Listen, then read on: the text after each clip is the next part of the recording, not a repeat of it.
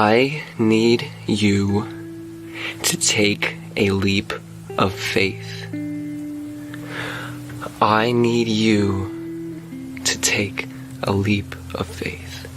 On the morning of July 4th, 2022, thousands of people gathered along the streets of Highland Park, Illinois, to watch the town's annual Independence Day parade. The event had begun just minutes earlier. Families lined the sidewalks. Children sat on folding chairs. Music drifted through the air as parade floats slowly moved along Central Avenue. At approximately 10:14 a.m., something suddenly interrupted the celebration. From somewhere above the street, a rapid series of loud cracks echoed through the parade route. At first, many people did not understand what they were hearing. Some thought it might be fireworks. Others began looking around, trying to locate the source of the sound. Within seconds, confusion turned into panic. People began running, parents grabbed their children. Strollers and chairs were left behind in the street as the crowd rushed to find cover.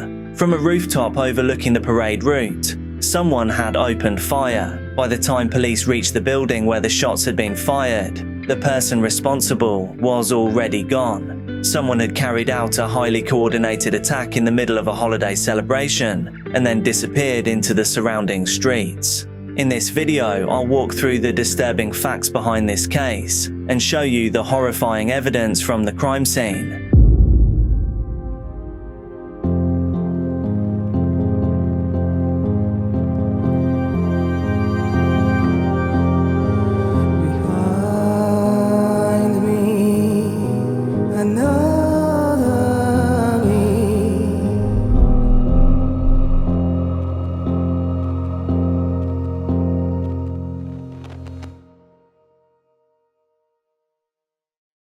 Do you guys reckon I could swing on this, like Tarzan kind of thing? Maybe not. By the way, this is Dark Case, and you can call me Jack.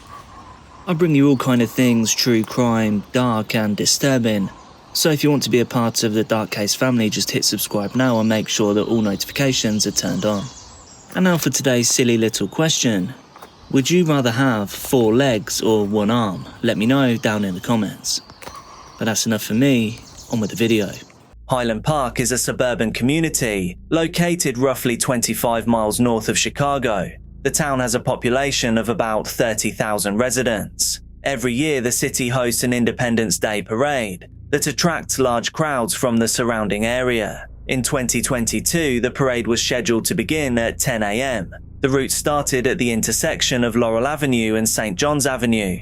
From there, the procession moved north along St. John's, before turning west onto Central Avenue. The parade would eventually continue towards Sunset Woods Park. Shortly after the event began, music could be heard coming from several floats moving along the route. One of those floats carried a klezmer band performing for the crowd. Spectators stood along the sidewalks, watching as the parade slowly passed through the downtown area. Then, about 14 minutes after the parade began, the gunfire started. Investigators would later determine that the shots were being fired from the rooftop of a building located at the northwest corner of Central Avenue and 2nd Street. The building housed a business called Ross Cosmetics. From that rooftop position, the person responsible had a clear view of the parade route below. According to prosecutors, the attacker fired 83 rounds from a semi-automatic rifle. The shooting lasted approximately 40 seconds. During that time, people along the parade route began running in every direction. Some spectators initially froze, unsure what was happening. Others immediately grabbed family members and tried to escape the area. Within moments, the streets were filled with abandoned chairs, strollers, and personal belongings. While some people fled the scene, others remained behind to help the injured as several civilians began providing medical assistance, even before emergency responders arrived. First responders from multiple agencies soon rushed toward the downtown area. Police began securing the parade route while paramedics treated victims where they had fallen. The situation unfolding in Highland Park was quickly recognized as a mass casualty incident. 7 people would ultimately lose their lives as a result of the attack. 48 others would suffer injuries, ranging from gunshot wounds to injuries caused by flying debris. As officers began searching the building where the shots had originated, they made an immediate discovery. The rooftop where the gunfire had come from was empty. The shooter had already fled the scene. The question investigators now faced was a critical one. Where had the attacker gone? And how had someone managed to vanish so quickly after carrying out an attack in the middle of a crowded holiday parade? When officers reached the rooftop of the Ross Cosmetics building, they quickly confirmed that the person responsible had already left the area. However, investigators did locate one critical piece of evidence. A rifle had been left behind. According to police, the firearm had fallen from the suspect's bag during his escape. The weapon was recovered within minutes and secured as evidence. Its discovery immediately confirmed that the shots had been fired from that rooftop position, but the person who had used it was nowhere to be found. This raised an urgent problem for investigators. If the suspect had already escaped the downtown area, he could be moving anywhere. Police began expanding the search perimeter beyond the immediate parade route. Officers from Highland Park Police Department were soon joined by additional law enforcement agencies, including Illinois State Police and the FBI. More than 100 officers would ultimately be involved in the search. As investigators began piecing together what had happened after the shooting, new information started to emerge. Witnesses reported seeing a vehicle leaving the area shortly after the gunfire stopped. The vehicle was described as a small hatchback. Authorities later identified it as a 2010 Honda Fit. The information about that vehicle quickly became a central focus of the search. Police began broadcasting descriptions to surrounding agencies as the investigation expanded beyond Highland Park. Hours passed without an arrest. Then during the afternoon, a development occurred that would significantly change the direction of the manhunt. Two individuals in a nearby city believed that they had spotted the vehicle authorities were searching for. The witnesses observed the car traveling southbound along US Route 41 near the town of Wadsworth. They immediately contacted emergency services. For approximately 13 minutes, the witnesses remained on the phone with a 911 dispatcher while continuing to follow the vehicle at a distance. That real-time information allowed law enforcement to begin positioning officers ahead of the car's path. Eventually, police located the vehicle near the intersection of US Route 41 and Wesley Road in Lake Forest. Officers conducted a traffic stop. Inside the vehicle was a man who matched the description investigators had begun circulating earlier in the day. The driver was taken into custody without incident. The arrest occurred at approximately 6:30 p.m. More than 8 hours had passed since the first shots were fired at the parade. At that moment, authorities finally had a suspect in custody. Investigators soon identified the man as 21-year-old Robert Eugene Crimo III. But one critical question remained unanswered. Who exactly was Crimo? And how had he managed to carry out an attack on such a vast scale? Sorry to disturb you guys, just a really quick one. I'm currently on a mission to hit 300 channel members by the end of May, so I've got about 2 weeks to do that. I'm currently at 278, and thank you guys so much. It's incredible how much support you guys show me, and it means a ton to me, seriously. Channel memberships are allowing me to continue to make this content, and that's not an exaggeration, and it's not a guilt trip either. It's just a fact of YouTube at the moment. If you can support via channel memberships, then please do, and thank you so much. If you already are, then I love you. Marry me, all 278 of you. But now, let's get back to the video. Crimo was 21 years old at the time of the attack. He lived in the Highland Park area, the same community where the Independence Day parade had taken place. This meant the suspect was not an outsider who had travelled to the town. He was someone familiar with the area. After being taken into custody, Crimo was transported to a police station for questioning. During a recorded interview with investigators, he eventually admitted to carrying out the attack. According to police, Crimo described how he had accessed the rooftop overlooking the parade route. Investigators determined that he had climbed an exterior ladder attached to the Ross Cosmetics building. Once on the roof, he positioned himself where he could see the crowd gathered below. When investigators searched the vehicle Crimo had been driving, they discovered another firearm inside. Authorities later revealed that Crimo had driven north toward Madison, Wisconsin, after leaving Highland Park. According to prosecutors, he had considered carrying out another attack during a public celebration in that city. However, investigators stated that he ultimately decided not to follow through with that plan. At some point during the drive, Crimo also discarded his cell phone in Middleton, Wisconsin. Police would also later discover that the rifle used in the attack had been legally purchased. The weapon had been bought online and shipped to a firearms store called Red Dot Arms in Lake Villa, Illinois, where it was picked up by Crimo. This raised another critical question. How had a 21-year-old been able to legally obtain the weapon used in the attack? The answer would lead investigators back several years, to a series of earlier incidents that had already brought Crimo to the attention of police. I have memories of him being really distant and cold if anybody did try to talk to him, showing up late for class, not listening to teachers. He had a dark mind and had been obsessed with guns and weaponry since I was really young, and would doodle weapons on his notebook, and that was something that a friend had brought to my attention the other day.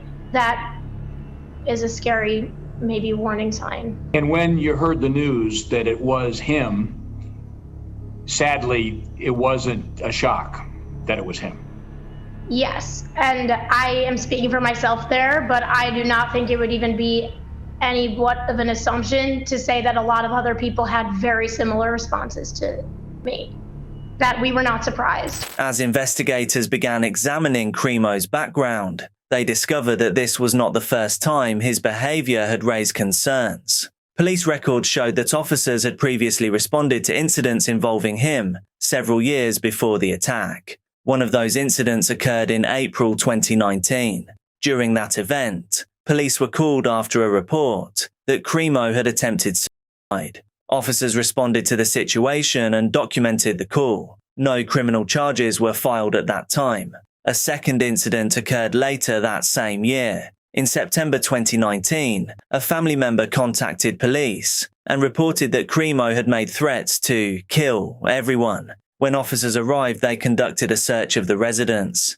During that search, police confiscated multiple weapons. Authorities reported recovering 16 knives, a dagger, and a sword. These items were taken as part of the police response to the reported threat. At the time, no criminal charges were filed in connection with the incident. The weapons were eventually returned after Crimo's father stated that the items belonged to him. Although the situation had not resulted in charges, officers did take an additional step. Police submitted what is known in Illinois as a clear and present danger report to the Illinois State Police.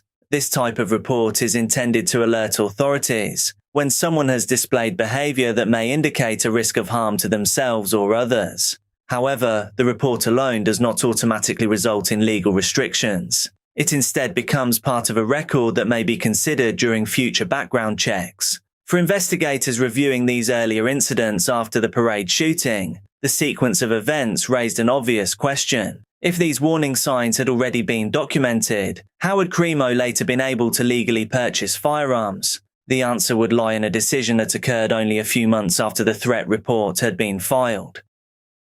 In December 2019, Robert Crimo III applied for a firearm owner identification card. In Illinois, the FOID card is required for individuals who wish to legally purchase or possess firearms and ammunition. Because Crimo was under 21 years old at the time of the application, state law required that a parent or guardian sponsor the request, and it would be Crimo's father, Robert Crimo Jr., that agreed to provide that sponsorship. Once the application was submitted, the Illinois State Police conducted a background review. Despite the earlier police incidents from 2019, the FOID card was approved. After receiving the permit, Crimo was legally allowed to purchase firearms. Investigators later confirmed that he passed 4 background checks during subsequent purchases. Between 2020 and 2021, Crimo acquired several weapons. Among them was the Smith & Wesson rifle that prosecutors said was used during the parade attack.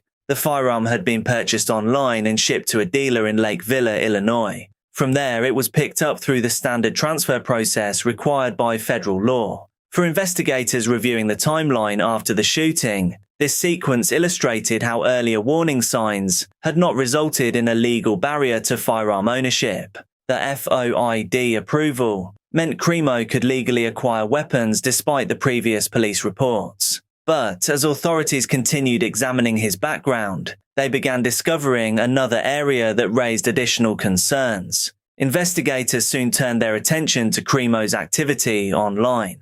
What they found there would provide further insight into the mindset of the person who had carried out the attack. As investigators continued examining Crimo's background, they also began reviewing his online activity. Authorities discovered that Crimo had been creating and publishing music under the stage name Awake the Rapper. The music had been uploaded to platforms including YouTube and Spotify and Apple Music. At first glance, the content appeared to be part of an online persona connected to independent music. However, investigators soon began identifying themes within the videos and lyrics that raised concerns. Several music videos included animated scenes depicting shootings and other forms of violence. Some of the imagery showed characters firing weapons at groups of people. Other videos contained stylized depictions of armed individuals in public settings. In addition to the music videos, investigators discovered that Crimo had maintained an online presence across several digital communities. Authorities reported that he operated a Discord server connected to his music persona. The server allowed followers to interact with him and with one another. Investigators also determined that Crimo had posted material on a website known as Documenting Reality. The site is known for hosting graphic and disturbing content shared by users. According to investigators, 1 week before the parade attack, Crimo posted a video showing a beheading on that website. Researchers who later examined his online presence also reported imagery and symbols associated with extremist meme culture. Some of the content included references that had circulated on internet subculture forums. Despite these discoveries, investigators later stated that they did not identify confirmed racial or religious motive connected to the attack. Instead, the online material became part of the broader digital evidence that investigators reviewed while reconstructing Crimo's activities. As the investigation continued, authorities also began examining whether the attack had involved planning in the weeks or months before July 4th. The next set of discoveries suggested that the events of that morning may not have been spontaneous. Investigators later stated that Crimo had planned the attack for several weeks before it took place. According to authorities, he had spent time studying the layout of the Highland Park Independence Day parade route. One method he reportedly used was traveling through the downtown area on a bicycle. By moving through the streets ahead of time, investigators believe he was able to observe the parade route and identify possible vantage points. One of those vantage points would eventually become the rooftop of the Ross Cosmetics building. The building sat along Central Avenue near 2nd Street, directly overlooking part of the parade route. From that position, someone standing on the roof could see large portions of the crowd gathered below. Authorities also later revealed that investigators believed Crimo had considered carrying out an attack earlier. According to police, he had planned a similar act during the Independence Day celebration in 2020. However, that year's parade was cancelled due to the COVID-19 pandemic. As a result, the event did not take place. Another incident that drew investigators' attention occurred roughly 3 months before the 2022 shooting. During that time, Crimo entered the Central Avenue synagogue while a Passover Seder was taking place. The synagogue was located only a short distance from the parade route. Officials at the synagogue asked him to leave the building. No criminal charges were filed in connection with that incident. However, the event later became one of several details investigators examined while reconstructing the timeline of Crimo's movements in the months leading up to the attack. By the time authorities had assembled this information, a clearer picture of preparation had begun to emerge. Investigators now had evidence suggesting that the shooting had not been an impulsive act. Instead, it appeared to have involved planning, reconnaissance, and the selection of a location that provided a clear vantage point over a crowded public event. While investigators worked to understand how the attack had been prepared, the community was still coming to terms with the human cost of what had happened on the parade route that morning. As investigators continued piecing together how the attack had unfolded, the community of Highland Park was also learning the identities of the people who had lost their lives. 7 individuals died as a result of the shooting. Their ages ranged from 35 to 88 years old. 5 of the victims were pronounced dead at the scene. 2 others later died after being transported to local hospitals. The victims were identified as Catherine Goldstein, age 64, Jacqueline Sundheim, age 63, Stephen Strauss, age 88, Nicholas Toledo Zaragoza, age 78, Eduardo Uvaldo, age 69, Kevin McCarthy, age 37, and Irina McCarthy, age 35. Many of the victims had been attending the parade with family members. Kevin and Irina McCarthy had been there with their young child. Both parents died as a result of the attack. Their child survived. In the days following the shooting, a fundraising campaign was created to support the child. The campaign received widespread attention. Within a short period of time, the fundraiser raised more than $3 million in donations. Among the dozens of people injured during the attack was Cooper Roberts. Cooper had attended the parade with his family. He was struck and later became paralyzed from the waist down. Another victim also suffered injuries that resulted in paraplegia. In total, 48 people were injured during the attack. Some had been struck by gunfire. Others were injured by debris or during the chaos that followed the first shots. For many residents of Highland Park, the identities of the victims brought the reality of the attack closer to home. The parade had been a long-standing community tradition. Many of the people who attended it each year knew one another. In the hours and days after the shooting, the focus of the investigation remained on understanding how the attack had occurred. But the community itself was also beginning to confront the lasting impact of what happened that morning. In the days following the arrest of Crimo, prosecutors began filing criminal charges connected to the attack. On July 5, 2022, one day after the shooting, authorities announced 7 counts of first-degree murder. As the investigation continued, additional charges were added. Later that month, a grand jury returned an indictment containing 117 felony counts. The charges included 21 counts of first-degree murder, 48 counts of attempted murder, and 48 counts of aggravated battery. Crimo initially entered a plea of not guilty. The case then moved through the pretrial process over the following years. Court proceedings were scheduled to begin in early 2025. Jury selection for the trial began on February 24th. However, the trial itself would never fully take place. On March 3rd, 2025, Crimo changed his plea. He entered guilty pleas to all 69 counts that were brought forward in the case. The decision meant that prosecutors would no longer need to present evidence to a jury. Instead, the case would move directly towards sentencing. Sentencing took place on April 24, 2025. The hearing was overseen by Judge Victoria Rossetti. Crimo chose not to attend the sentencing hearing. During the proceedings, survivors and family members of the victims delivered statements describing how the attack had affected their lives. At the conclusion of the hearing, the court delivered its sentence. Crimo received 7 consecutive life sentences. In addition, the court imposed a total of 2,400 years for the attempted murder charges. The sentence included no possibility of parole. The following day, April 25, 2025, Crimo was transferred to Stateville Correctional Center in Crest Hill, Illinois. Be careful out there, and I'll see you soon.